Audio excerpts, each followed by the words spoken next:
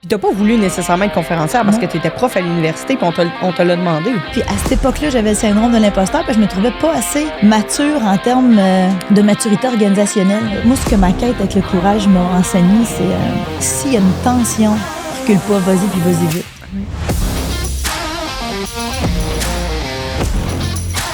Isabelle Fontaine, tellement contente de te recevoir. J'ai entendu parler de la Tony Robbins du Québec et on m'avait déjà appelée comme ça avant. Fait que je me suis dit, mais qui est cette femme? Faut que je la découvre. Alors, tellement honorée de te recevoir aujourd'hui. Merci d'être là. Ça me fait plaisir. Merci. Je t'ai vu la première fois en conférence, ça fait au moins 7 ans ici à Belleuil. Puis je me rappelle t'avoir envoyé un courriel à ce moment-là pour essayer de faire une de tes premières parties. Tu sais, je me disais, il me semble que je me verrais faire ça. Bon, finalement, je venais de commencer comme coach, fait que ça n'a pas donné suite, mais je suis très contente d'avoir eu la chance de te revoir en conférence, puis surtout d'avoir eu la chance de jaser avec toi toute une journée et de connaître vraiment la femme derrière la conférencière, parce que je pense que c'est une de mes plus grandes déceptions d'envie de voir des gens sur une scène. Et ensuite, quand je vois l'autre côté de la médaille, la vraie personne, je suis comme, tu vois, c'était plus beau sur un stage. Et en fait, là, j'ai découvert une femme encore plus riche en dehors du stage parce que la profondeur, parce que tu ris, parce que tu es magnifique. Fait que je suis vraiment contente de te recevoir aujourd'hui. Mais merci. Merci. Alors, le courage au-delà de la peur, c'est le titre du podcast. Tu es clairement la spécialiste du courage au Québec. Puis pour avoir vu ton énergie, la Tony Robbins du Québec fait du sens, même si j'ai pas eu la chance d'assister à tes bootcamps. J'ose espérer qu'il y en aura d'autres, mais j'ai pas eu la chance d'y participer. Fait que dis-moi, ça veut dire quoi pour toi le courage? Ben c'est drôle parce que tu disais, je suis la spécialiste du courage au Québec, mais je fais un petit bémol ici. J'ai été en recherche et développement pour savoir comment un être humain peut activer l'énergie du courage dans les moments où il manque de courage. Fait que j'ai analysé ça de toutes les bords, tous les côtés, d'un point de vue biochimique, tout ça, mais moi-même, c'est drôle parce que après avoir analysé ça pendant des années, maintenant, je m'attrape à chaque fois que je fais pas les choix courageux. Mais je les fais pas toujours, les choix courageux. Tu sais, des fois, il y a des moments où t'attends le bon moment. Fait que c'est comme un genre de catch-22, avoir été très proche de ça. C'est que maintenant, je vois clair à toutes les places où je joue petit. C'est comme ils disent en anglais, playing small. Ouais. Puis je vois les places à la croisée des chemins. Tu sais, moi, j'illustre un gros Y neurologique. Là. Je vois les places où je sens que la peur ou l'envie d'éviter la situation qui crée de la tension. Maintenant, je vois mieux ça comme une énergie puis un carburant qui te pousse. Tu sais, quand tu arrives là à la croisée des chemins, souvent, le premier réflexe, c'est de dire « Oh non, j'ai pas envie de m'imposer ça. » Mais la peur, elle amène toujours une grosse charge de carburant puis une grosse charge d'énergie. Puis si tu apprends à surfer ça, tu peux transformer un peu l'anxiété en excitation. Parce que biochimiquement, ils se ressemblent bien gros les deux. Tu as probablement entendu parler de ça. L'anxiété et l'excitation dans le corps, là, ça se ressemble beaucoup. Fait que, tu sais, quand quelqu'un va aller faire, admettons, parler en public ou un jeune qui fait un exposé oral, les gens vont dire « Essaye de te calmer avant ». Ça serait pas la meilleure stratégie. La meilleure stratégie, là, si tu es dans un état que, en anglais, ils appellent ça le high arousal. Tu as un niveau d'excitabilité dans le corps, le cœur te bat fort. Fait que essayer de contrer, mettons, un tsunami en amenant le calme, ça serait d'arrêter la vague. Mais si tu amènes ton cerveau en train de te dire « OK, là, je vais y aller, là, je suis stressée, mais je suis super excitée. Je suis excitée, j'ai de l'enthousiasme. » C'est très proche, ça, ces deux émotions-là, d'un point de vue somatique dans le corps. Fait qu'au lieu de vouloir te calmer, là, amener de l'excitation. Fait que, tu sais, je connais ces différentes composantes-là. Je peux pas dire que je les applique à chaque fois. Mais quand l'enjeu est important, quand j'ai le temps de me préparer mentalement, c'est beaucoup plus facile pour moi de voir arriver le tsunami, là, puis de se dire, OK, prête, pas prête, j'y vais, j'embarque, puis je surfe cette vague-là. Puis je me dis, ça va être excitant, il va y avoir du fun là-dedans, mais j'essaie pas de calmer le stress ou la nervosité ou la tension qui peut goûter. Elle peut être épeurante un peu, mais est énergisante, c'est certain. Tellement. Fait que, tu sais, je connais un petit peu les différentes manières d'y accéder à ce courage-là. Puis, tu sais, c'est bien entendu que j'aime ça en parler parce que c'est une émotion qu'on a besoin d'avoir du courage quand on en manque. Puis ça, c'est dans une certaine mesure un peu paradoxal parce que tu connais qu'il y a des circuits neurologiques dans le cerveau qui se développent. Puis, tu sais, quelqu'un qui va avoir un accident de voiture, on va dire reconduis tout de suite avec ta voiture. Développe pas des petites routes neurologiques d'évitement. Tu sais, je veux pas conduire dans la neige. Tu sais, à toutes les fois qu'on sent là, que ça contracte en dedans, il faudrait qu'on se dise prête, pas prête. on y va. Mm. Parce que tu es d'accord pour dire que, tu sais, particulièrement, nous, les femmes, on aime beaucoup se préparer. Mhm. On aime attendre d'avoir le bon diplôme, d'avoir la bonne expérience, d'être assez prête, que des fois, on a un perfectionnisme paralysant. Clairement. Puis moi, je sais, là, toutes les fois que j'ai bretté dans ma vie, puis j'ai attendu les circonstances parfaites, tu sais, j'avais des collègues masculins, eux autres, ils y allaient à 50 Let's go, on y va. Ouais. 60 de maîtrise, on y va. 70 de maîtrise, on y va. Ouais. Puis moi, je me regardais avec une couple de mes chums de filles, puis je me disais, nous autres, on attend la maîtrise à 90 avant de se lancer. Ouais. À 95. Fait que ça... Mais c'est prouvé dans le syndrome de l'imposteur, ça. Ouais. Sur le même emploi, je me rappelle pas exactement des statistiques, mais sur la même offre d'emploi, si la femme a 90 des critères, elle va hésiter avant d'y aller parce qu'elle n'est pas à 100 Puis si l'homme a juste 50 des critères, elle est comme « Ah, c'est parfait pour moi, ça! » Fait que sur le syndrome de l'imposteur, c'est très intéressant, les statistiques. Puis il y a quand même plus de 70 des femmes qui vivent ça régulièrement. Fait que t'en parles un peu, mais est-ce que tu le ressens encore, le syndrome de l'imposteur, sur faire les bons choix? Tu sais, là, on parlait de courage, mais sur le homme-femme ou toi, syndrome d'imposteur en tant que conférencière ou en neurosciences, ou est-ce que ça t'arrive encore? Ou est-ce que ça t'est déjà arrivé, du moins? Moi, il y a des places dans ma vie où je me sens comme, des fois, pas trop à la hauteur de la situation. Mais il y a une chose, par exemple, j'ai tout le temps senti que le fait d'être une femme, ça m'amenait un avantage. Mm. Puis ça, c'est par rapport à ma vie au Québec ou au Canada, ma vie de conférencière au Québec puis au Canada. Puis une fois, j'avais été invitée en Europe, quelqu'un m'avait déjà vue, puis il avait voulu garder mon nom secret. Puis là, je me demandais pourquoi. C'est parce qu'il m'avait dit après qu'il pensait que parce que j'étais une femme, il y aurait moins de monde qui se présenterait. Wow! C'était la première fois de ma vie que j'étais là, hein?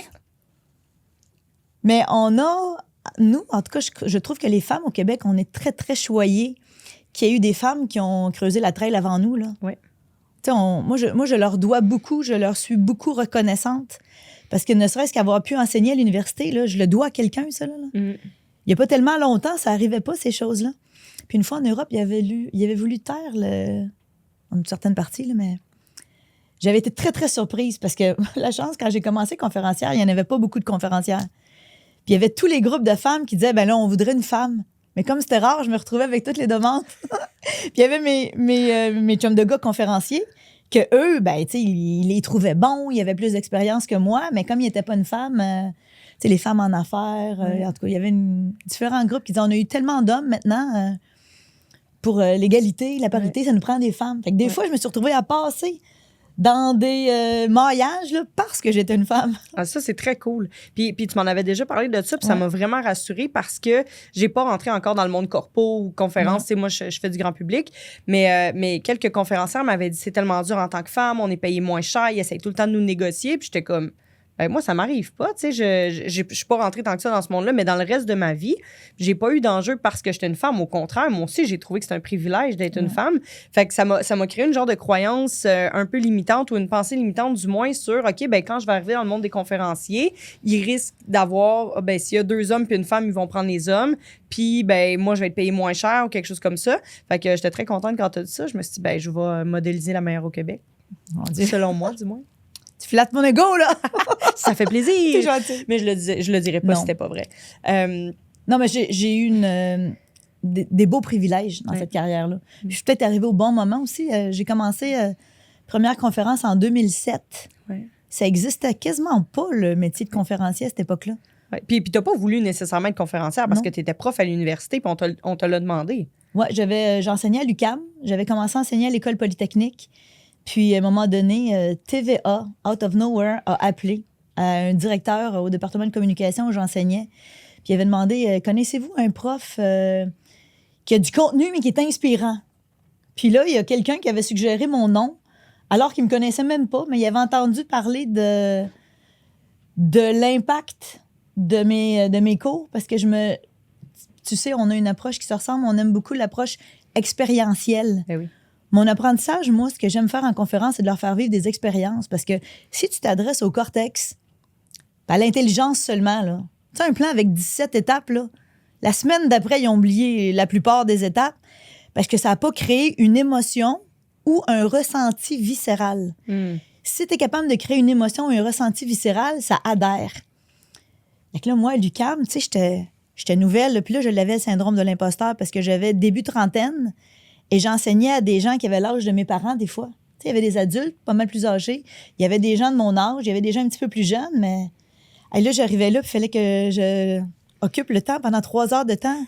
À chaque semaine, c'était nouveau. Tu sais, je maîtrisais pas le contenu où je commençais. Là. J'avais été référée là par une enseignante avec qui j'avais gardé le lien d'amitié qui m'avait fait passer. Puis sur la base de sa crédibilité à elle, j'avais été embauchée sans même avoir une entrevue. Fait que là, moi, je devais les... Comment je pourrais dire ça? Amener une certaine crédibilité. Puis à cette époque-là, j'avais le syndrome de l'imposteur parce que je me trouvais pas assez mature en termes de maturité organisationnelle. Je me trouvais trop jeune. Oui. Je trouvais que j'avais le petit nombril humide un peu.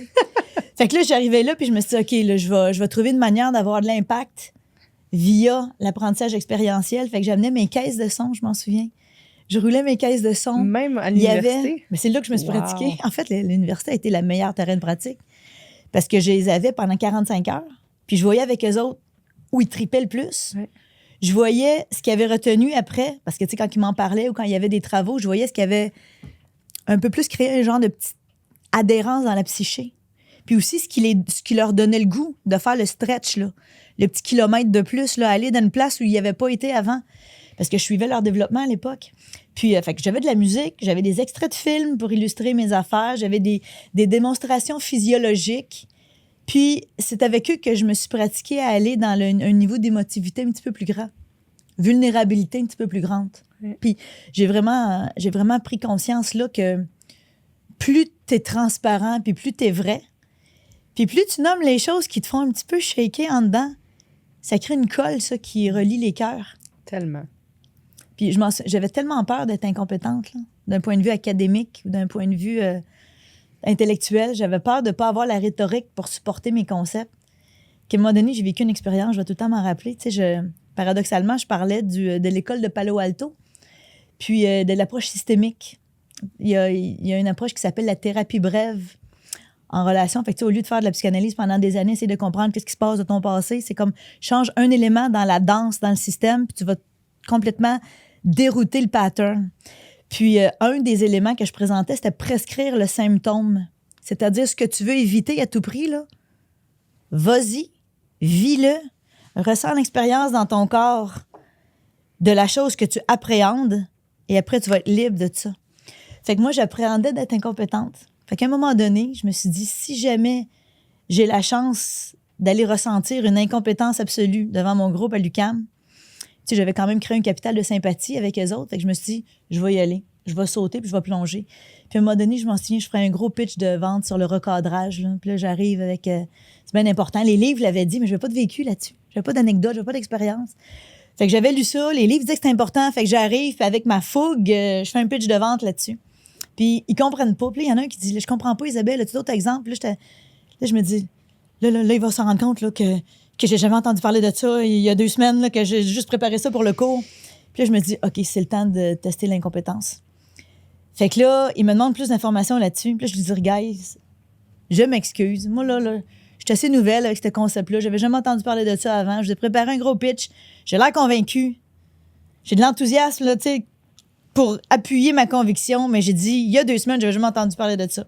Wow. Fait que je dis, là, j'ai hésité un instant de noyer le poisson puis de vous répondre comme une politicienne pendant 20 minutes puis que vous oubliez même la question que vous m'avez posée.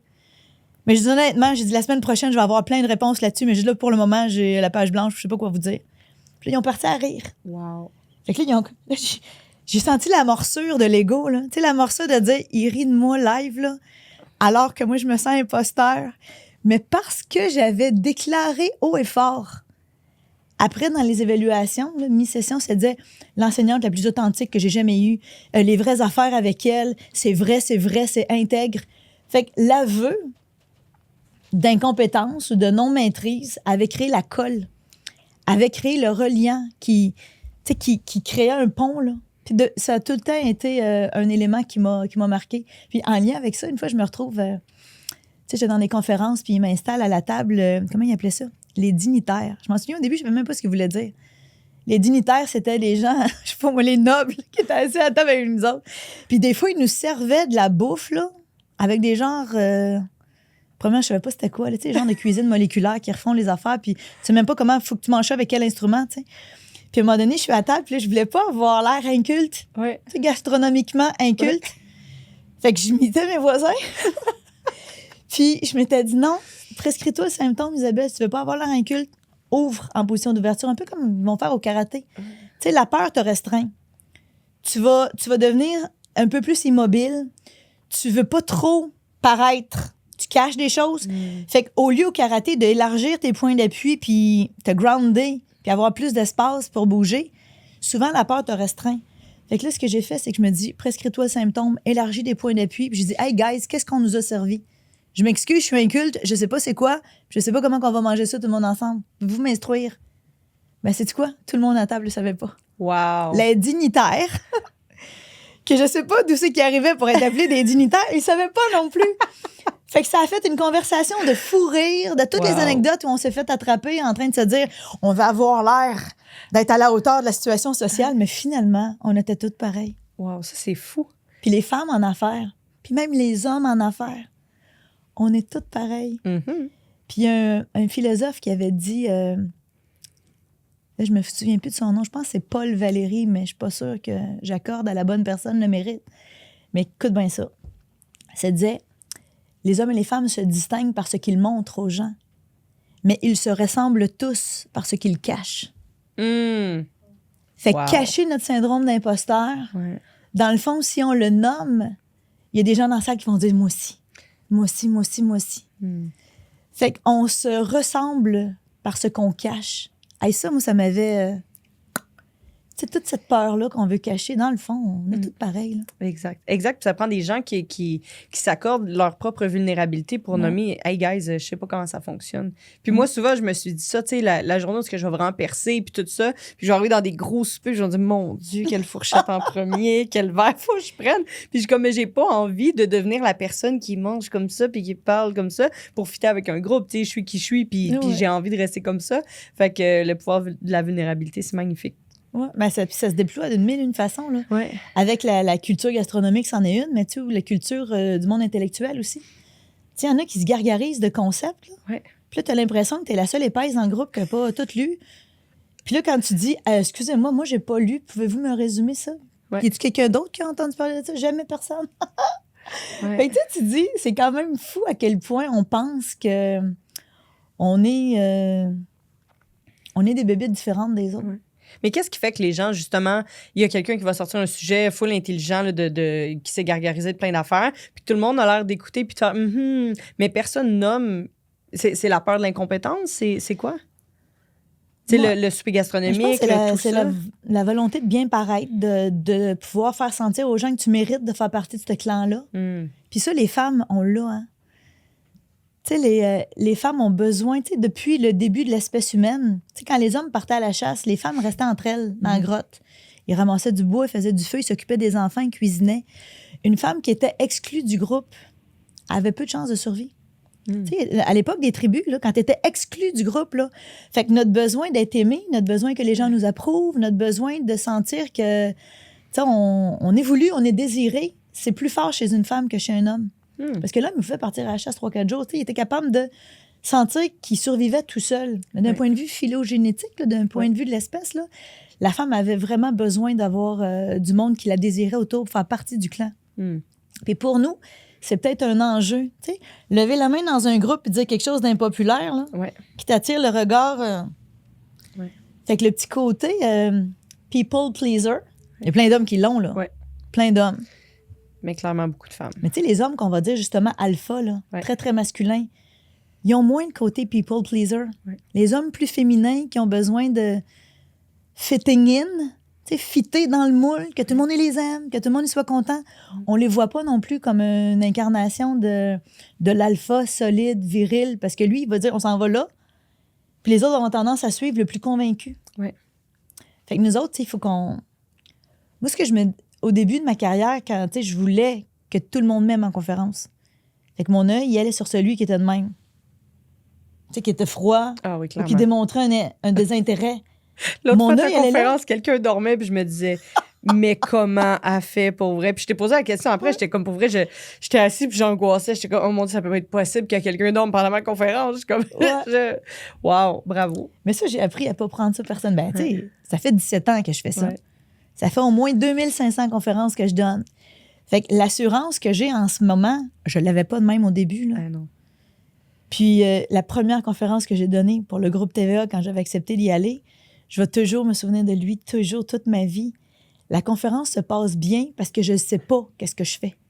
J'ai pris les meilleurs bouts de mon cours, je les ai mis ensemble, mais je ne savais pas c'était quoi un conférencier. J'en avais jamais vu. Je me suis dit, ils me donnent 90 minutes, eux autres, là. Puis il faut que je les instruise sur un thème qui va leur donner de l'empowerment, la capacité d'aller chercher du carburant dedans, puis livrer la marchandise pour eux-mêmes puis pour leur groupe. Fait que moi, je prends les meilleurs bouts de mon cours, j'ai 90 minutes pour livrer ça, ça marche. Puis un gars qui est en avant de moi, puis je te jure, je vais te limiter, là, il est de main. Les bras fermés comme ça. Aucune réaction. Puis en bonne junior que je suis, moi, je veux que tout le monde m'aime. Fait que toute la gang avait du fun. Il était connecté avec moi. Je voyais juste lui. Il flashait en caractère grand de même. Puis à un moment donné, il m'invite après pour un 5 à 7 de lancement. Puis ce gars-là vient me voir. Puis il dit, Isabelle, tu fais-tu du coaching individuel?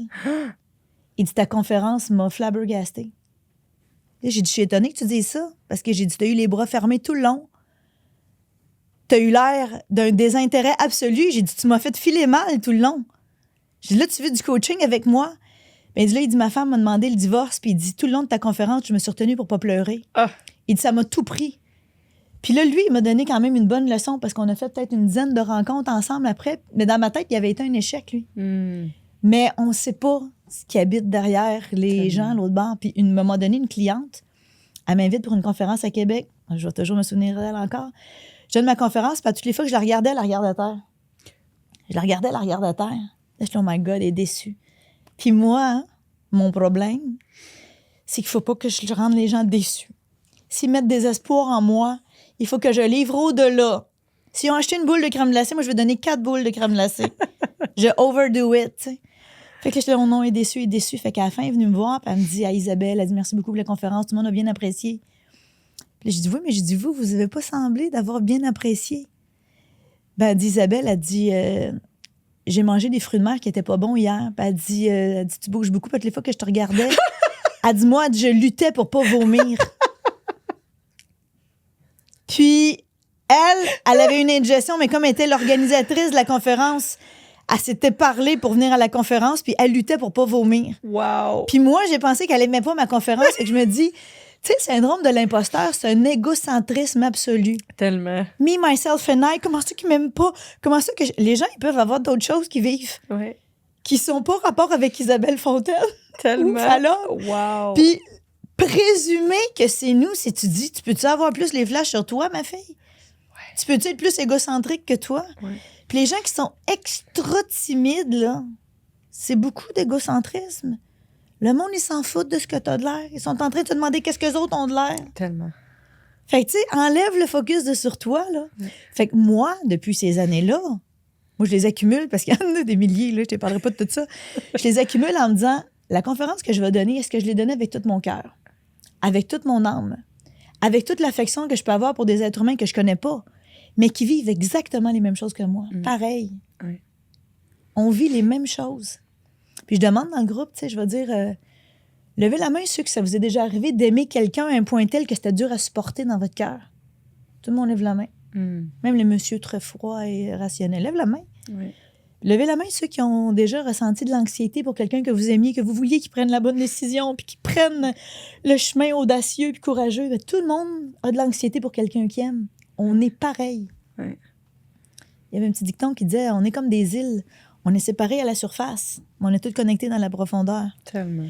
Fait que moi, je me dis, tu sais, pour aider les femmes en affaires qui ont le syndrome de l'imposteur, que 100% du focus mental, de l'énergie psychique aille à « je peux-tu faire une différence dans mes produits? Je peux-tu donner un service qui témoigne de mon amour, de ma fougue, de mon enthousiasme, de ma générosité? » Parce que la femme, ce qu'elle a, d'un point de vue phylogénétique, très naturellement, c'est un caring energy qui déborde. Tellement. Puis, on ne peut vraiment donner que ce dont on déborde. C'est Schillinger qui disait ça. On ne peut donner que ce dont on déborde. Le reste, on se l'emprunte à soi-même. Puis ça, les femmes se l'empruntent beaucoup. Fait que la préparation mentale, un peu comme un athlète avant de faire sa petite prouesse aux Jeux olympiques, là, une femme doit se préparer pour qu'elle soit pas en people pleasing, pour que tout le monde y m'aime, pour que tout le monde trouve que je sois bonne, puis que je sois gentille. mais qu'elle soit comme une bonne mère de famille, qu'elle donne son amour, mais qu'elle ne s'attende pas à ce que tout le monde l'aime. Une alpha, là. Tu sais, une alpha dans ton groupe, tu leads, tu shoots ton amour, tu les amènes où tu veux les amener, t'es drive à aller là si tu penses que c'est ça qui est bon pour eux. Ouais. Puis si tu as leur accord, c'est ça qu'ils veulent. Puis tu dis les vraies affaires, tu dis les conversations difficiles. Ça peut être plus difficile peut-être des fois. Quand on a été élevé à pas faire de la peine, pas rendre les gens en colère. Dire oui. Tu sais, être avec l'attention, dire oui. Ou, tu sais, laisser passer une couple d'affaires parce que t'absorbes, t'en dur. Ouais.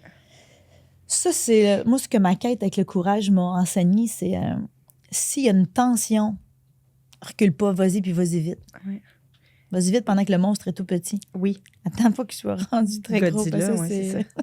Puis est-ce que tout le monde a la capacité... J'ai 3500. À Vas-y. chaque fois que tu parles, je veux rajouter quelque chose, mais j'ai Tu envie peux de m'interrompre, t'écouter. hein? Oui, mais j'ai envie de t'écouter. C'est Mais- full intéressant. Est-ce que tout le monde a cette capacité-là? Je sais que tu vas me répondre oui, là, mais je suis quand même curieuse sur... Est-ce que tout le monde a cette capacité-là de voir le petit monstre puis se dire, OK, je m'engage à affronter ça, à avoir la conversation qui est difficile, tu sais, dans les équipes de travail, dans les familles, dans notre vie personnelle? Est-ce que tout le monde a accès à ça? Je sais que c'est pas tout le monde qui le fait, mais est-ce que tout le monde a accès quand il arrive au Y neurologique que tu expliques, tu sais, de prendre toujours la même autoroute qui est facile de l'évitement ou de peu importe la fuite, puis de prendre le chemin de Garnotte qui va être difficile, mais qui va être tellement libérateur, qui va nous permettre d'avancer, mais ça prend beaucoup de courage pour ça. Est-ce que tout le monde a accès à ça? Bien, ça, c'est une très, très excellente, bonne question. Parce que je sais pas si tu viens en conférence, ce que je dis aux gens, c'est qu'à la croisée des chemins, notre cerveau évite la tension. Puis, on est des créatures d'habitude neuronale.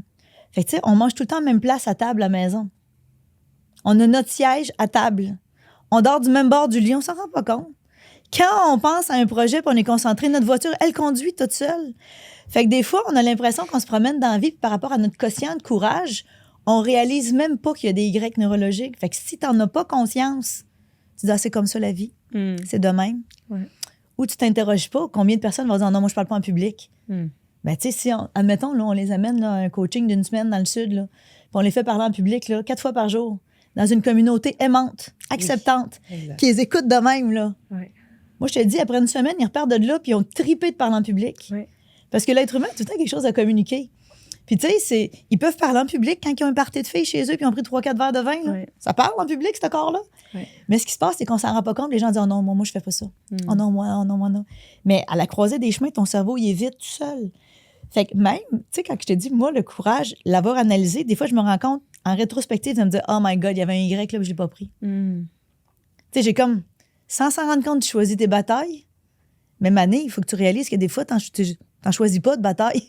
Ouais. Faut que tu les choisisses, puis il faut que tu connaisses tes valeurs. Tu sais, au nom de quoi tu te bats, tu sais, au nom de quoi tu te lèves, au nom de quoi tu parles. Moi, je trouve que la liberté, c'est ma valeur numéro 1. On a ça en commun. Et on cuisine pas, on a ça en commun. Non, cuisine. Non, cuisine pas, c'est pas un bon retour sur mon investissement en temps. Non. À moins que moi, je le mange bien lentement, là. Faut que ça ait pris au moins le même temps de le composer que le de manger. Toujours est-il que, au nom de quoi? Fait que toi puis moi, on a en commun la liberté. Ouais. Puis paradoxalement, j'ai analysé le courage pendant 5-6 ans. J'ai eu des bootcamps sur le courage qui duraient 12 heures. J'ai écrit un livre là-dessus. Puis c'est parce qu'au début, je m'intéressais à la liberté. Mais j'avais tombé sur une autre citation qui disait « Le secret du bonheur dans la vie, c'est la liberté. » J'étais super d'accord. Je la souhaite à tous les êtres humains de la Terre. Mais juste en dessous, c'était écrit, le secret de la liberté, c'est le courage. Puis tu l'as dit tantôt. S'ils prennent pas à droite, dans une voie qui est plus libératrice, qui fait que ta vie soit comme en expansion puis qu'elle goûte plus, parce que t'as stretché, t'es allé un petit peu plus loin, puis là, ta vie, au lieu d'être grosse de même, toute pognée par la peur, l'anxiété, qu'est-ce que les gens vont penser, qu'est-ce qu'ils vont dire, si tu l'as accru, à un moment donné, tu réalises que il y a eu avant puis un après tes choix courageux. Ouais. Fait que les valeurs nous drivent. Fait que moi, chaque fois que j'arrive à la croisée des chemins, je me dis, prête pas prête, j'y vais parce que je veux pas être contenue par la peur. Ouais. Puis j'aime pas ça, mais tu sais, des fois, elle travaille sans que je m'en rende compte. Fait que ta question est pertinente. Il faut le désirer, le courage puis la liberté. Il faut le désirer avec une intensité qui te sort par les pores de la peau. Il faut que ça devienne une saine obsession. Sinon, ça va pas arriver. Parce que même si tu le veux, on le veut, ça arrive pas tout le temps. Oui, puis souvent, j'explique le la métaphore du Bernard l'ermite. Tu sais, t'as ta zone de confort avec ta petite coquille. Ouais. Puis le Bernard l'ermite, il sort de sa coquille, mais là, il est tout nu. Là, tu sais, il n'y a aucune protection de rien. Dans l'espoir d'aller trouver sa prochaine coquille qui va être plus grande, plus belle, avec peu importe.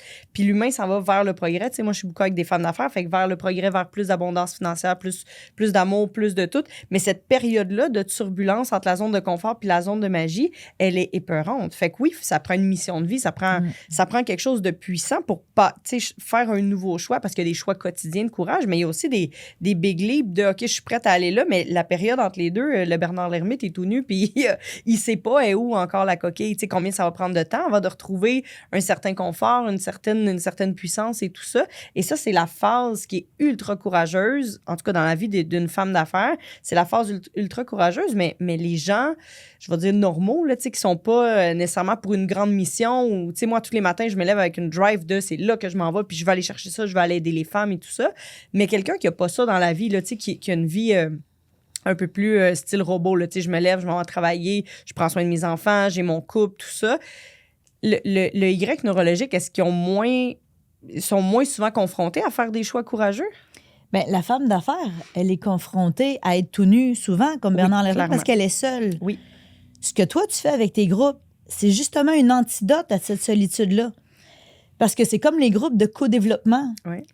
Les femmes d'affaires ensemble, là, ils peuvent pas parler avec leur... tu sais, des fois, je vais rencontrer des amis, ils ont toutes des permanences, ils savent qu'ils vont avoir leur fonds de pension. Ouais. Tu sais, ils n'ont pas la même réalité que nous quand, à un moment donné, on fait face à un trou dans le calendrier. Oui.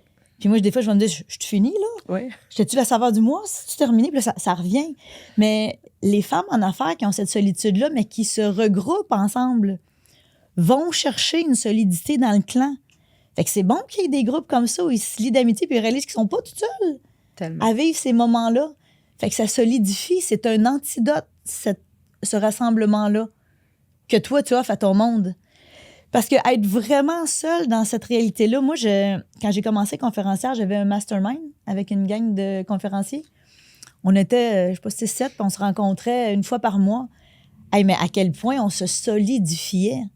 Parce que moi, en plus, non seulement que je savais pas c'était quoi conférencier, mais là, moi, j'arrive là-dedans, tu sais, je savais pas. Tu sais, j'improvisais, mais j'ai été aidée là, de gauche et de droite, mais personne dans mon environnement personnel pouvait m'aider à devenir conférencière. Personne ne savait c'était quoi. Exact. Une gang de conférenciers ont pu m'aider. Puis là, après, tu sais, femmes d'affaires, différents projets, ben, j'ai été solidifiée par l'appui des gens autour. Parce qu'on bâtit notre certitude en groupe. On bâtit notre conviction. Puis ça nous donne la fameuse drive. Puis l'autre élément aussi, les valeurs. Tu sais, moi, je dis que c'est bien important dans la vie d'avoir un code d'honneur. Parce que quand j'ai analysé les gens qui étaient dits comme courageux, les courageux avaient toujours pris une décision et elle était comme écrite en quelque part, ou c'était un engagement moral qu'ils avaient pris avec eux-mêmes. Il y avait comme un ossature morale, un compas là, qui les dirige dans la vie. Là. Il avait établi où là, la North Star, là, comment on appelle ça, l'étoile polaire? Peut-être. En tout cas, celle qui dirige la boussole. Oui. Il y a un magnétisme qui dirige la boussole, là, ça se passe au nord. Nord, polaire, peu importe. Toujours est-il qu'il l'avait établi d'avance. Quand moi, je vais arriver face à la peur, qu'est-ce que je vais faire? Quand je vais arriver face à la fatigue, qu'est-ce que je vais faire? Puis quand je vais arriver face à mes humeurs, qu'est-ce que je vais faire?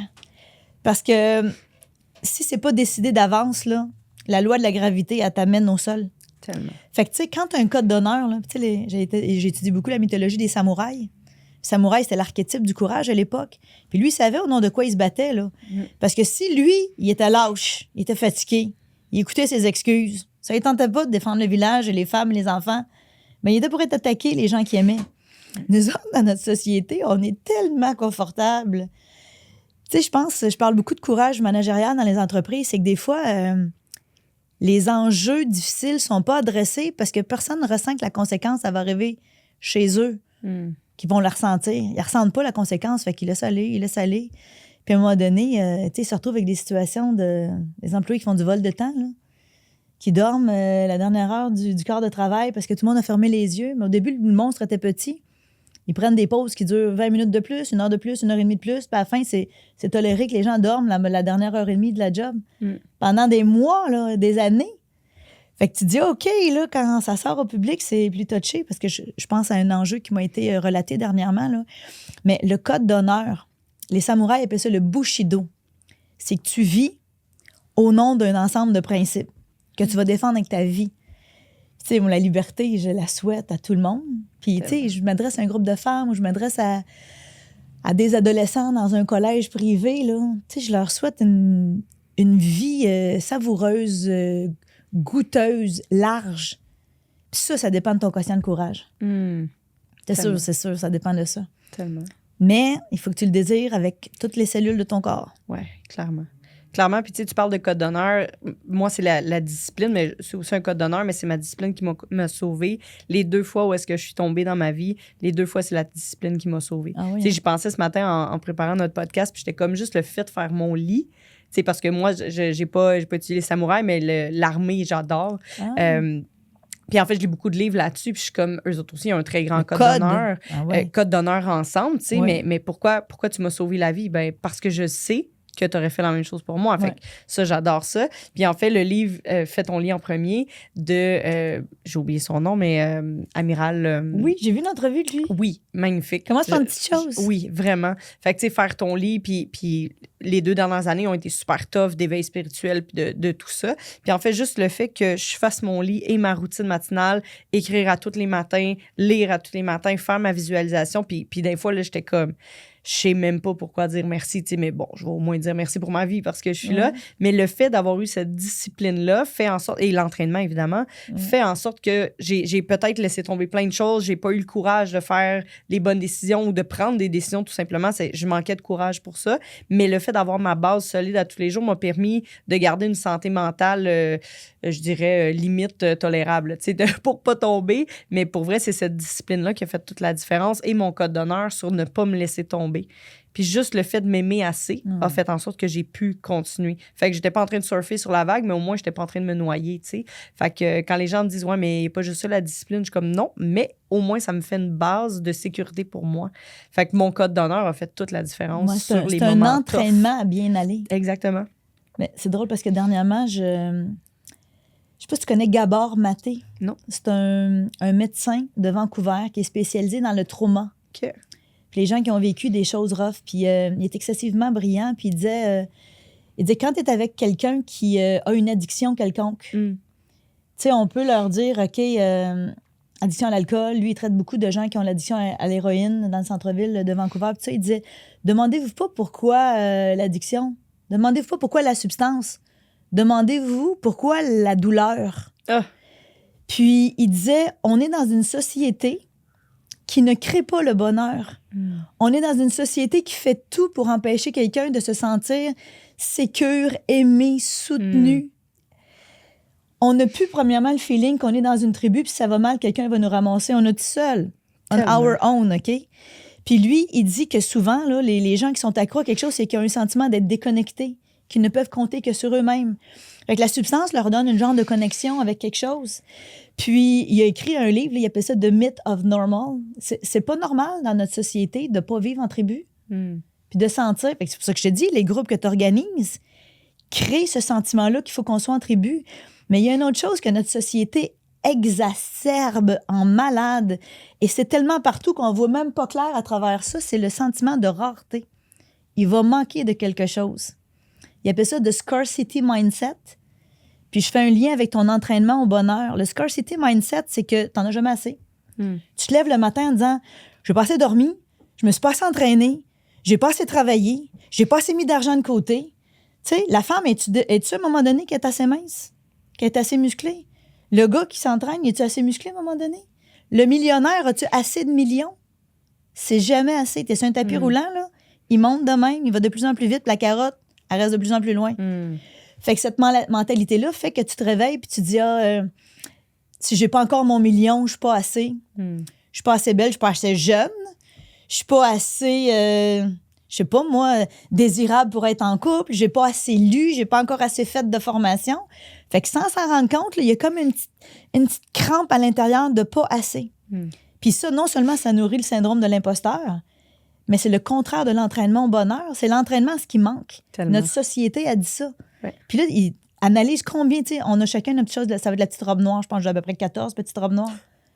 Ou il y en a que ça va être des t-shirts blancs, ou il y en a que ça va être des petites blouses aussi, mais on accumule des affaires sans s'en rendre compte, en sentant tout le temps qu'on n'a pas assez. Fait qu'en affaires, ça peut être la même chose, mais le contraire de ça, c'est d'entraîner notre cerveau au bonheur. Qu'est-ce que j'ai que je peux me rouler dans ma chance, me dire merci la vie? Parce que moi, j'ai eu moins d'énergie là, dernièrement. Il y a eu la fameuse ménopause avec une baisse de testostérone, après une baisse des glandes thyroïdes, puis après ça, plus de fer. Je t'en avais parlé quand on est allés passer la journée ensemble, toutes les deux. Puis là, je me disais, qu'est-ce qui se passe, là? Moi, là, je suis finie, là. Fait que là, j'avais plus beaucoup d'énergie.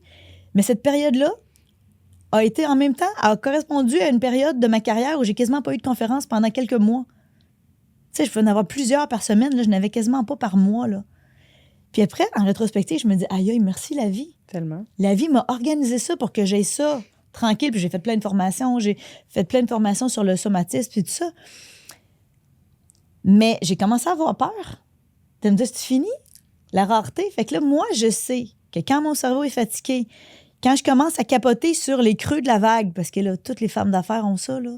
Ta business, ça va pas tout le temps de même en montant, tout le temps. Ça serait, à la limite, ça serait même pas pédagogique que la vie nous donne trop de facilité tout le temps. Ben non. Parce que la vraie fonction de la vie, c'est un laboratoire. Ben oui, ben oui. Puis il faut avoir peur un petit peu. Puis il faut se dire, oh my God, qu'est-ce qui se passe? Puis là, tu as des nouvelles idées, tu fais des nouvelles choses, tu te stretches, tu sais. Fait que pendant ce temps-là, moi, ce que je fais, c'est un peu revenir à la discipline dont tu parlais, c'est l'entraînement au bonheur. Là, je me dis, qu'est-ce que j'ai? Puis là, je me dis, il y a eu au-dessus de 2500 clients dans les 17 dernières années qui m'ont fait confiance aveugle. Ils ne savaient pas dans quoi j'amenais leur groupe. Ils m'ont offert une confiance aveugle. Merci aux 2500 personnes. Puis là, je me laisse le sentir en me disant, je suis bénie des dieux. Que ma route ait croisé quelqu'un qui a parlé de moi. J'ai jamais fait de publicité, Fallon. J'ai juste donné 130% de ce que j'étais à chaque fois. J'ai tout donné à chaque fois. Il n'y a jamais une conférence que j'ai donnée pour me débarrasser. Jamais. Puis là, je me suis dit, quelle chance que j'ai que naturellement, je trippe sur le développement de la conscience. Écoute, il faut que je m'arrête de lire des livres là-dessus. Puis je me sens mal d'aller lire des livres là-dessus pendant 8 heures de temps au Starbucks. Puis après, je me dis, hey, c'est une chance, ça, que je sois passionnée puis curieuse au point que je suis en recherche et développement non-stop. Mes semaines de vacances dans le sud, je les prends à lire des livres comme toi, j'imagine. Avoue que t'es pareil. Fait que, quelle chance on a d'avoir cette obsession-là qui est passionnante. Quelle chance, ma curiosité. Puis après, je me dis, quelle chance que j'ai d'aimer le monde. J'aime le monde, puis ça me touche de te le dire. Combien de personnes veulent juste faire du cash puis s'en foutent du monde? Tellement. Moi, je suis très en faveur de faire de l'argent. Puis je trouve qu'une femme doit faire autant d'argent, sinon plus. Absolument. Puis des fois, je me suis organisée pour être en mesure de charger plus que mes collègues masculins, pour le principe, tu sais. Si je me donne plus, si je suis passionnée, je suis tout le temps en recherche et développement, il y a une valeur correspondante à ça qu'ils doivent reconnaître. Tout à fait. J'en fais des bénévoles pour les fondations et tout ça, mais ma valeur, il faut qu'elle soit reconnue financièrement parlant aussi par le marché. Mais quelle chance qu'on a d'aimer le monde. Quelle chance que j'ai d'avoir ce caring energy. Ça, c'est quoi? Ça m'a refait un entraînement au bonheur qui a rechargé ma batterie, qui m'a mis en contact avec la chance que j'ai. Puis avec mon assistante Stéphanie, on a aussi... je parlais de ça dernièrement, justement, avec une entrevue que j'ai faite. On a un petit document dans lequel ça s'appelle le journal des chances et coïncidences. On a toutes les synchronicités, les coïncidences, les « oh my God », tu sais, à qui ça arrive une affaire de même? Ouais. Ben, nous autres, on l'a écrit en quelque part. Fait que sais-tu qu'est-ce qui arrive? La journée où je me dis « oh mon Dieu, ma carrière est finie, j'ai plus de conférence », ou tu sais, toutes les fois quand je suis down, là, où, je sais pas, moi, je vais mourir toute seule, ou des affaires de même, là, je retourne dans chance et coïncidence, je me dis « non, moi, je suis bénie des dieux ». Chance et Il coïncidence. y a une équipe spirituelle qui organise le jeu pour moi. Ben, j'ai jamais demandé à devenir conférencière, c'est arrivé. Ouais. J'ai jamais demandé à avoir ce succès-là qui m'a amené le privilège de rencontrer des groupes magiques. C'est arrivé. Ça a été organisé par un gars des vues, en quelque part. Clairement. Que moi, j'appelle mon équipe spirituelle. Ouais. Puis, quand je oriente mon focus puis mon énergie psychique à pas en revenir à quel point je suis bénie puis que ma vie est belle, je suis en train de contrecarrer ma société qui dit passé. Encore, c'est passé. Puis l'autre affaire, c'est que j'ai-tu besoin, moi, de faire des conférences en malade 2-3 par jour, comme j'ai déjà fait? Ouais. Dans des villes, à être stressée, moi, tu arrivé, va-tu être en retard mes tests de son? J'ai-tu besoin, moi, maintenant, 51 ans? Je peux-tu chiller? Mais là, les gens ils disent, ben non, là, t'as dit non à l'Europe, t'as dit non au Speakers Bureau en Europe, t'as dit non au Speakers Bureau aux États-Unis. Big, gros, élargi. Ben moi, si je l'aime, ma vie au Québec, si j'aime, moi, caresser mes chats chez nous, dans ma maison, faire mon café chez nous, dans ma maison, si c'est ça qui est en lien avec mes valeurs et ce que j'aime dans ma vie, ben moi, je dois me battre contre ma culture qui dit, t'as dit non. T'as pas d'ambition? Tellement. Voyons donc, qui aurait l'opportunité de signer avec une agence à Paris puis que tu dis non? Ben en dedans, ça faisait « Oh non. » Tu sais, ça contractait. Ouais. Ça, c'était pas une question de peur, c'était une question de m'écouter. Exact. Mais c'est sûr qu'il y aurait eu du gros cash en euros qui serait rentré de ça. Là. Comment on fait pour faire la différence entre la peur, puis je me suis vraiment écoutée, puis c'est ça que je veux? Parce que je le dis souvent, tu sais, étant entraîneur, souvent, je l'ai nommé entre se respecter et procrastiner. La ligne est mince. Tu sais, j'ai un peu mal au dos un matin. Fuck off, je vais pas au gym. Procrastination versus, j'ai mal au dos. Ben écoute, je vais faire un peu de yoga, un peu d'étirement ou je vais aller marcher. Tu sais, la ligne est mince entre s'aimer et se saboter. Comment on fait pour savoir? My God, tu poses les questions, là? Exactement en lien avec les dilemmes de ma vie où justement, je ne savais pas qu'est-ce que j'étais en train de nourrir là, entre les deux, là, quelle partie du grec neurologique. les questions que tu nommes, je me dis, oh my God, j'ai médité là-dessus. La réponse que je te donnerais aujourd'hui, là, c'est que l'alignement intérieur, il n'arrive pas tout seul non plus dans notre société qui nous tire à l'extérieur de nous autres parce que tout le monde dit gros, big, plus, encore plus. Ça tire. Mais l'alignement intérieur, c'est qu'il faut que tu t'arrêtes. Puis premièrement, il faut que tu les évalues. C'est quoi tes valeurs qui te nourrissent? Puis je pense que je t'en avais déjà parlé. Moi, j'ai déjà eu un mentor à Santa Fe, au Nouveau-Mexique, qui était venu donner une conférence à Montréal. On était peut-être 300. Puis le gars, j'avais l'impression qu'il parlait juste à moi dans la salle. Son âme occupait toute la salle. Là. Fait qu'à un moment donné, à la fin, il dit, je donne un Presenters Bootcamp à Santa Fe, au Nouveau-Mexique. Je m'inscris. J'avais pas d'argent à l'époque. Là. J'avais quitté un salaire dans les 6 chiffres pour une charge de cours à l'UQAM qui me donnait 6 000 $ par année. Toujours est-il, je m'inscris, je mets ça sur la carte de crédit, pars là-bas.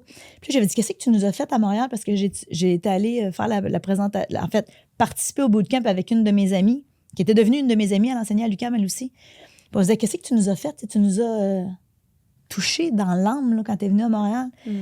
Puis il disait, Bill O'Hanlon, il disait, moi, je suis comme une flûte.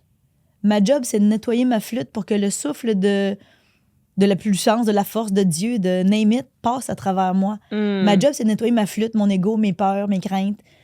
Puis moi, je me disais, aïe, c'est vrai. Puis il dit, ton âme, Isabelle, c'est pas dur. Il dit, elle joue avec toi le même jeu qu'on va faire avec un enfant quand on cache un élément dans la pièce. Puis là, on lui dit, c'est chaud, ça brûle. C'est froid, tu refroidis. Tu gèles, ça brûle. Puis ton âme, elle joue ça avec toi, mais ton âme, tu l'écoutes-tu? Et pour l'écouter, moi, il faut que je m'arrête puis que je m'offre un concept que j'ai développé pendant le COVID. J'appelle ça l'oisiveté sacrée. L'oisiveté sacrée, c'est pour pas me sentir coupable de me pogner le bacon, de rien faire. Puis même pas méditer, parce que quand je médite, moi, je médite en performance. Moi, je fais quelque chose, ouais. Je vais méditer vite, je vais être bonne, je vais avoir touché la vacuité, là, en tout cas. Fait que là, je fais juste rien. Puis là, j'entends ce qui monte. Puis là, des fois, je fais passer le projet, mettons le Speakers Bureau à Paris. Puis là, en dedans, ça fait, c'est froid. Puis là, je fais passer, mettons, tel projet. Puis je fais, c'est chaud, ça brûle. Mais il faut que je sois en arrêt longtemps pour l'entendre. Puis, l'autre chose qui me fait apprécier les bienfaits des groupes que tu organises, c'est de prendre du temps à l'extérieur de la routine. Tellement. Prendre du temps à l'extérieur des enfants, de la business, des demandes, des requêtes, des notifications. Tu sais. Puis on peut-tu laisser le téléphone de côté? Parce que cette petite voix-là, elle murmure. Puis elle murmure, dans notre vie réelle, c'est comme si elle murmure au cœur d'un rave. Puis là, tu te dis, voyons, j'entends pas le murmure. Moi, je ne mets pas de petite voix. Oui, t'as une petite voix. Mais tu restes dans le rave tout le temps. Exact. Sors du rave. Ah, tellement. Va ailleurs, puis traverse l'ennui. Au début, tu t'ennuies de ne pas avoir les stimulations même que tu as dans un rave. Mais il faut se sortir de cette vie de... Mais c'est pas facile. Non, c'est pas facile. Mais tu sais, dernièrement, on était au Costa Rica, puis une de mes amies, c'est sûr qu'elle va rire quand elle va entendre, mais elle dit, on va aller ramasser des coquillages puis des pierres sur le bord de l'océan. Je suis comme, parfait, tu sais. Puis là, moi, après 15 minutes, tu sais, elle m'a fait remarquer, en fait, que moi, j'ai toujours un objectif. Tu sais, si je vais marcher, je m'en vais marcher jusqu'à là-bas, puis je reviens, je m'en courir jusqu'à là-bas, je reviens, je m'en vais ramasser des roches 10-15 minutes, puis je reviens. Mais elle va ramasser des roches pour ramasser des roches. Mais sans objectif, tu sais. Fait que là, à un moment donné, ça fait quand même un bout qu'on est là. Elle me dit que ça faisait juste 10 minutes, mais c'est sûr que ça faisait beaucoup plus longtemps qu'on ramassait des roches. Puis, à un moment donné, elle dit « T'as l'air d'être tannée. » Je suis comme « Non, mais j'apprivoise l'ennui. » Puis elle était comme « Mais non, mais on peut s'en aller. » Je suis comme « Mais non, mais j'apprivoise l'ennui. Pour vrai, je choisis d'apprivoiser l'ennui sur, normalement, je serais partie parce que là, j'entends beaucoup et je connecte beaucoup. Puis quand je suis en train de méditer, ça me convient d'écouter. Mais quand je suis supposée être en train de faire quelque chose, puis que là, j'ai l'impression que je m'ennuie, là, il faut que j'apprenne à écouter vraiment. Fait que j'avais trouvé ma réponse très intéressante. J'apprivoise l'ennui, mais c'était pas mal. C'était juste, en ce moment, je sens que je m'ennuie puis que j'aimerais ça aller faire d'autres choses, mais j'ai envie de voir qu'est-ce que ça va créer si j'apprivoise l'ennui pour vrai. Puis c'était super intéressant après. Mais il y a comme une période de « Oh, normalement, l'hyper-performante, elle embarquerait. » Puis là, je la laisse pas embarquer, tu sais. Mais tu vois, mais t'as sorti de ta trail pour faire ça? Ben oui, absolument. Tu t'es offert un moment où, dans un nouveau contexte, tu t'es observé, tu t'es stretché, mais on est vraiment pareil au niveau de notre énergie parce que moi aussi, l'ennui, c'est un gros enjeu. Là. Ouais. S'il n'y a pas de stimulation, là, c'est... Puis une fois, j'avais fait c'était un genre de camp d'entraînement à Fresno, en Californie. Puis on était comme dans le désert de la Californie, un peu. C'était sec, c'était en période de sécheresse, là. Puis ils nous soumettent à plusieurs enjeux. Tu marches sur du feu, tu te lances par en arrière dans les airs, tu es récupéré par un genre d'affaires que tu connais aussi. Tu marches dans les airs à 50 pieds, tu es attaché en rappel, mais tu as le vertige. Une multitude d'affaires. Puis moi, je me souviens que j'ai obtenu du thrill puis de l'excitation de toutes les affaires. Puis la dernière journée, c'est une journée complète où on doit aller se promener dans la nature sèche, grise, brune, sèche, là. C'est pas les dunes du désert marocain, là, c'est juste sec. C'est pas vert, là, c'est brun-beige. Puis je pense qu'il avait fallu qu'on avance de 100 pieds là, en à peu près 4 heures. Ah! J'ai fait la même chose. Puis là, je vais m'en souvenir le reste de ma vie. En dedans, là, j'étais en panique quasiment. Oui. Puis là, tu sais, il disait, prends le pleine conscience. Là, Puis là, à un moment donné, j'étais Isabelle, là, tu vas le faire. Là. C'est pas vrai que tu vas t'en aller à la dernière journée de ton enjeu. Puis là, j'ai découvert qu'il y avait quand même des petites fleurs qui poussaient, qu'on voyait pas. Puis là, j'ai sentais, j'ai goûtais, je mangeais du foin. Tu sais, j'essayais de me trouver des sens qui pouvaient me faire triper sur rien, puis une lenteur absolue, là. Il y a du monde qui tripait dans leur tempérament de base. Cette lenteur-là les calmait, leur faisait du bien, comparativement à la course folle de notre vie. Mais moi, la course folle me convient. Là. Oui. Moi, je suis une même. Fait que ça va vite. J'aime ça. Next. Prochaine affaire. Ouais. On va marcher, on va ramasser des coquillages. Prochaine affaire. Ouais, moi, je vis dans la prochaine étape. C'est mon enjeu. Là. Ouais. Fait que où j'ai le plus appris, c'est où j'ai le plus capoté. Mais après, on avait loué une Mustang décapotable, moi et mon ami, puis on revenait à San Francisco. Puis il s'est passé quelque chose de magique. C'est comme si la beauté de la nature sautait dans le champ de mon attention. Je voyais les fleurs qui étaient dans le fond du fossé. Derrière un dépanneur, je voyais la petite fleur qui poussait à travers l'asphalte. Puis là, je me suis dit, aïe. J'étais allée avec mon amie Caroline, j'étais là, aïe, Caro. De toute ma semaine, ce qui a été le plus prolifique pour moi, là, c'était la journée qui m'a fait le plus capoter. Ouais. Fait que, tu sais, cherche les places où tu capotes, là. Ouais. Puis reste dedans. Tu sais, comme t'as fait, là. Ouais. Je reste dans ça, puis j'expérimente, puis plus tu bad trip, plus c'est bon. Ouais. Mais c'est fou que tu dises ça parce que moi, j'ai vécu ça à 21 ans. J'étais beaucoup trop jeune pour avoir l'apprentissage qui venait avec. Là, j'étais juste frustrée raide de devoir prendre des roches dans mes mains, faire des câlins à des arbres. Puis tout le monde avait l'air d'avoir pris de la drogue. Puis j'étais comme, sérieux, ça se peut pas. C'est sûr, j'ai manqué le moment où il fallait fumer quelque chose. Là. Ça se peut pas qu'il y ait du fun de même. Puis ça doit avoir pris 7-8 ans avant que je me rende compte de la profondeur des exercices que j'avais faits à cette journée-là. Parce que le Warrior Camp était super intense, mais le Wizard Camp, moi, j'ai rien compris. Là. Tout était lent, tout était dans la pleine conscience. Mais moi, j'étais pas là du tout. Fait que j'ai compris ça longtemps après. Et là, j'arrive de la Jamaïque. Puis en fait, on finit, tu sais, bon, avec un cercle, tout le kit, puis tout était full bien orchestré. Pas par moi, clairement. Ça pouvait pas être aussi parfait. Tout était parfait. Une équipe il y avait clairement une ça. équipe. Vraiment, le travail entre femmes, c'était magnifique. Puis en fait, moi, je suis repartie avec, enfin, j'ai découvert l'extraordinaire dans toutes les petites choses. Parce qu'avant, j'avais besoin que ça bouge, que ça soit wow, tout le temps d'organiser du wow. Puis j'aime encore ça, là, ça fait partie de mes polarités. J'adore le feu, la puissance, j'adore ça. Mais maintenant, j'ai appris à aimer les fleurs qui poussent dans le béton. J'ai appris à aimer les moments où est-ce que je suis en train de rien faire puis que j'ai une profondeur, j'ai un amour profond ce sentiment-là de paix intérieure, je pensais jamais vivre ça. Puis je pensais que ça allait être plate à mort. Puis finalement, cet équilibre-là, bon, je suis pas pleinement équilibrée partout, mais ce bonheur-là de découvrir de l'extraordinaire dans ce qui ne l'est pas, je suis revenue du voyage avec ça, puis j'étais comme, wow, ça, c'est merci, vraiment. Mais réalise, pareil, t'es en Jamaïque, c'est wow. Ouais. Mais admettons, t'aurais pu vivre le même trip d'émerveillement, genre au lac Brome, là. Totalement. Puis c'est ça qui est trippant quand t'embarques dans célébrer l'émerveillement, extraire la joie d'un petit quelque chose, là. Oui. C'est parce que tu peux te mettre à tripper facilement. Ben oui. Parce qu'avant, je cherchais le plaisir tout le temps. Maintenant, c'est la joie qui est là. Mais t'as quel âge, là? 36. 36. Et t'as déjà la capacité de toucher à une conscience puis une sagesse à 36 qui est quasiment normale, quasiment dans les étapes de psychosocial de développement, parce que, ou en tout cas, moi, je l'ai eu plus sur le tard, cette affaire-là, mais Jung, là, j'adore Jung avec toute son approche symbolique de l'inconscient. Il parle du processus d'individuation. Puis le processus d'individuation dit que, tu sais, tu nais, tu as certaines forces, tu as une énergie naturelle, mais après ça, c'est comme si tu développes ton complément, puis tu t'équilibres, mais tu vas dans les deux places. On va tout le temps pouvoir aller dans le feu, dans le wow, dans l'intense, dans le on monte, mais ça goûte bon aller dans le jouissif, puis extraire la joie. Tu sais, jogger, c'est une chose, mais jogger quand tu t'en vas prendre un bain de parfum de lilas, parce que ces temps-ci, il y a des parfums de lilas là, qui passent, là, tu sais, genre extraire la sensualité du vent qui te caresse la face, le soleil qui réchauffe une partie de ton corps, tu sais, c'est... Un cerveau peut capturer beaucoup plus de bonheur puis de jouissance de pas grand-chose, là. Tellement. Puis toutes les contributions qu'on a faites, moi, si j'étais avec tes gangs de femmes d'affaires, là, pour contrecarrer le syndrome de l'imposteur, ça serait de s'arrêter là, puis de parler pendant à peu près 2 heures de temps, au moins 2 heures de temps, en groupe de 2-3, là, les plus belles contributions qu'ils ont faites à un client, à un fournisseur, à un employé. Puis parler juste de ça, le petit kilomètre de plus qu'ils ont fait, la petite différence en quelque part. Puis après ça, c'est comme ça que ça se bâtit, une estime de soi. Le sentiment que tu as un impact et tu es capable de faire une différence à partir de ce que toi t'amènes, pas ce que tu réussis à obtenir ou ce que tu réussis à avoir comme chiffre d'affaires ou que ci ou que ça. Oui, c'est tout ça beau. Ben oui. Mais ça nourrit pas l'âme. C'est comme les gens qui partent en conquête, on appelle ça comme une conquête dopaminergique, là, parce que le tapis roulant qui court après la carotte, c'est encore plus. Un autre million, d'autres conférences, plus de ci, plus de ça. Mais ça, c'est un système dopaminergique qui est bien activé. Mais le bonheur puis l'amour arrive quand l'ocytocine puis l'endorphine arrivent. Puis pour que l'ocytocine puis l'endorphine arrivent, c'est quand la dopamine arrête.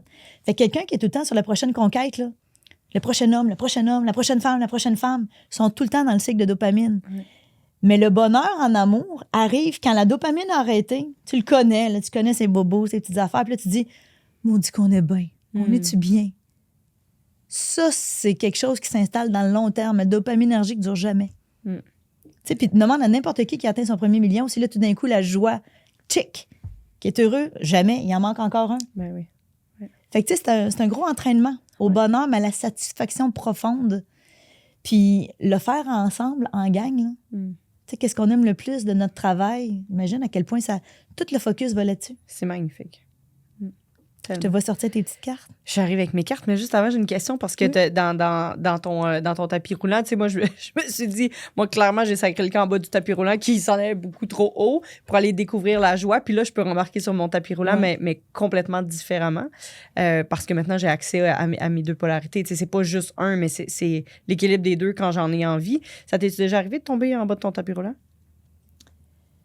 Puis la métaphore serait quoi qu'au niveau... De pousser trop, puis on allait de juste faire un épuisement ou un éveil spirituel ou un... Je pense que ça s'en allait m'arriver si COVID n'avait pas frappé. Ouais, hein? Ça s'en allait m'arriver parce que là, les conférences avaient commencé pas mal dans le coin de Vancouver. Il y en avait eu aux États-Unis. Ça avait commencé en Europe un peu. En même temps que la ménopause avait embarqué. Puis, dans ma tête, je me dis, c'est ma job, faut que je le fasse. Ouais. Mais c'est ma job, faut que je le fasse. Ouais. Puis, honnêtement, je pense que COVID m'a redonné ma vie parce que l'arrêt, l'oisiveté sacrée qui m'a été imposée, ça a fait de mon Dieu, ça goûte donc bien bon. Ouais. Mais ça goûte donc mais je me l'étais jamais accordé. Ouais. Je me sentais coupable de ne pas faire mon travail.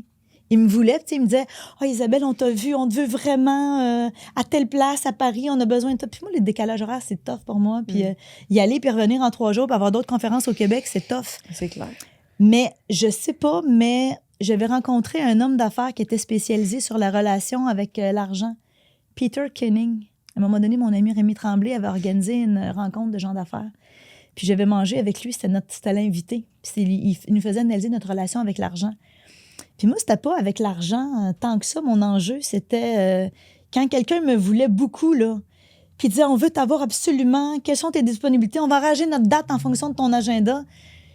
S'il me démontrait de l'intérêt, je n'étais pas capable de dire non. Puis dire non, je vais pas, moi, là. Il y avait quelque chose à l'intérieur de moi qui n'était pas capable, fait que je disais oui. Puis après ça, je revenais, puis j'étais de même, j'étais fatiguée. Puis moi, mes cordes vocales, ils arrêtaient. Là, je devenais stressée de ne pas être capable de faire les conférences au retour. Annuler une conférence, ça me rendait folle. Fait que je m'imposais de le faire. Puis, COVID a frappé, mais je pense que j'aurais peut-être frappé un genre de mur de pas être capable de livrer à la vitesse que le marché m'invitait. Je sais pas d'où venait ma drogue, là. C'est le sentiment peut-être d'être désiré par des organisations, là. Ça, on a tous nos bobos. Et où ta drogue, tu sais? Il y en a qui ne pourraient pas dire non au cash. Ouais. Moi, c'était comme si je ne pouvais pas dire non qu'il y a un groupe qui me voulait tant que ça. Ouais. Et... Intéressant. Fait que moi, je jaserais encore au moins 3-4 heures avec toi, mais nous, on pourrait se reprendre en allant manger ensemble. Tellement. Je vais te faire piger une carte de Alibello. Alors, Alibello. Bonne chance. C'est la compagnie Au Bout qui font du team building québécois. Je les adore, vraiment. Bon, ben. Fait qu'il y a des belles questions là-dessus. Je t'invite à la lire et à nous répondre. Comment faire pour que vos actions aient plus d'impact? Incroyable. C'est le thème de mes dernières années. J'en reviens pas que j'ai posé cette question-là. Parce que je disais aux gens, justement, dernièrement, que dans mon ralentissement, puis mon oisiveté sacrée, c'est que je me mesure plus avec mon chiffre d'affaires ou mes nombres de conférences, le nombre de personnes qui arrivent à mes événements, mais je me mesure avec l'impact qui crée des échos dans le temps. Moi, je pense que pour que nos actions aient plus d'impact, ça prend un temps pour qu'il y ait un alignement sur les valeurs, puis que tu le fasses au nom de quelque chose de plus grand que ce qui se passe là. Puis que tu fasses intervenir la puissance de ton âme. Puis que tu fasses intervenir même la puissance de ton équipe spirituelle. Puis je parle jamais de spiritualité quand je suis en conférence, jamais, mais tout le monde sait que mon cœur fait battre un écho de spiritualité. Puis je m'adressais à des enseignants l'autre jour, puis je disais, c'est bizarre à dire, mais la conférence, je la donne pas pour vous. Je la donne pour tous les étudiants derrière vos yeux. Mon âme est ici, là, puis elle va vouloir qu'il y ait un impact sur les jeunes derrière la sphère de votre influence. Fait que désolé, mais la conférence, je la donne pas pour vous. Mais le fait que je la donne pour eux autres en arrière, imagine toute la puissance que ça va... La connexion que ça crée. Parce qu'il pourrait se passer n'importe quoi, il y a quelque chose de plus fort qui opère. Fait que pour que nos actions aient plus d'impact, je pense, c'est imaginer les clients qu'on dessert, là, puis qu'à travers eux, l'impact qu'on peut avoir. Parce que je me suis fait créer des boucles d'oreilles dernièrement. Puis ça symbolise le filet d'Indra. Le Indra's Jewel, qu'il appelle, ou Indra's Net. C'est dans la mythologie bouddhiste, dans la mythologie hindoue. Il y a comme une toile d'araignée qui comporte des petites gouttelettes. Puis ils appellent ça les joyaux ou les bijoux d'Indra. C'est que si tu éveilles une gouttelette qui est un être humain qui a accès à plus de liberté, plus de joie, plus de bonheur, si tu voyais l'image des gouttelettes dans la toile d'araignée, là, c'est qu'une gouttelette qui s'illumine illumine toutes les autres gouttelettes qui sont reliées. Fait que je me suis fait faire ça par une amie qui est joaillière que j'ai rencontrée en Inde. Ça symbolise la toile avec les joyaux d'Indra parce que je me dis, si je touche une personne qui, dans la toile, va éveiller d'autres personnes, imagine à quel point, éventuellement, on se retrouve dans une société où il y a plus de sentiment de on appartient à quelque chose qui se tient, puis qu'on n'est pas des gouttes isolées, là, mais que je suis en dessous, si tu veux, il y a comme une goutte, que je suis une goutte de toutes les gouttes dans l'océan. Puis quelqu'un qui est impuissant à côté ou qui est pogné dans l'anxiété ou dans la peur, c'est pas sans impact sur moi. Au niveau de cette conscience-là, c'est pas sans impact sur moi. Fait que le truc ici, là, que j'ai pigé, là, c'est tout à fait en lien avec ces bouts d'oreilles-là que j'ai reçus vendredi dernier. Wow. Qui ont été créés spécialement pour moi. Puis autour, dans le milieu, il y a comme un feu qui est le feu sacré. Puis il y a 8 guides ou anciens ou ancêtres qui sont en train de veiller le feu sacré là-dedans. Fait que, ça, ils symbolisent quelque chose. Ça s'appelle Gathering of the Tribe. Wow, c'est de la boucle d'oreille, ça? Le ressort, non, puis je le prends, puis je le mets sur mon cœur, là. Mais à toutes les fois que je les mets, je pense à ça. Un impact qui provoque un écho qui résonne, puis qu'on touche toutes les gouttelettes dans le filet d'un drap. Ben, je te confirme que tu le fais bien. Parce que cette histoire-là est magnifique. Puis lors de notre dernière discussion, tu sais, je suis un peu dans l'ego sur les conférences, sur est-ce que je suis assez, est-ce que je vais faire assez d'impact, je veux faire plus d'impact. Puis en fait, tu m'as dit, moi, juste une personne à la fois. Puis je me suis toujours dit, ouais, une personne à la fois, c'est plate pour les autres. Tu sais, il me semble qu'on devrait faire de l'impact pour tout le monde. Puis en fait, de t'écouter parler toute la journée, connecté. Puis tu sais, souvent, tu viens ému comme ça avec tout ton cœur et tout ça.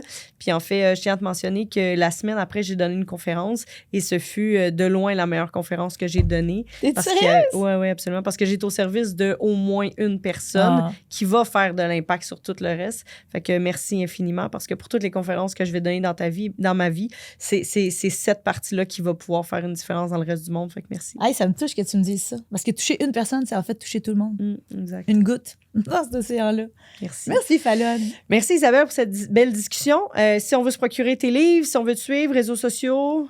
S'il y en a qui veulent avoir accès à des petites mini-conférences pour voir un peu les thèmes, sur mon site web isabellefontaine.ca, /bonus, ou aller voir la zone en bonus.